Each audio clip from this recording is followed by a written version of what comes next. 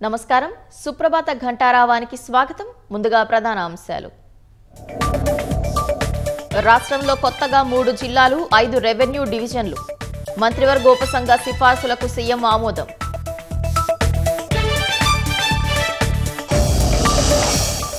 Satish the ఆత్మహత్యేనని మీడియాకు ఎలా చెప్పగలిగారు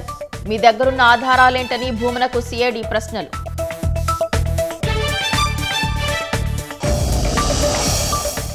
నేటి నుంచి జోగి రమేష్ సోదరులకు 4 రోజుల కస్టడీ నకిలీ మద్యం కేసులో ప్రశ్నించనున్న ఎక్సైజ్ అధికారులు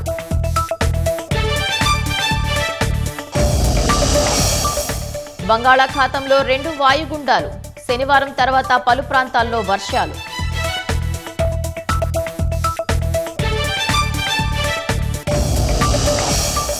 ఛత్తీస్గఢ్లో తాజాగా 28 మావోయిస్టుల లొంగుబాటు గత 50 రోజుల్లో జనజీవన స్రవంతిలో కలిసిన 512 మంది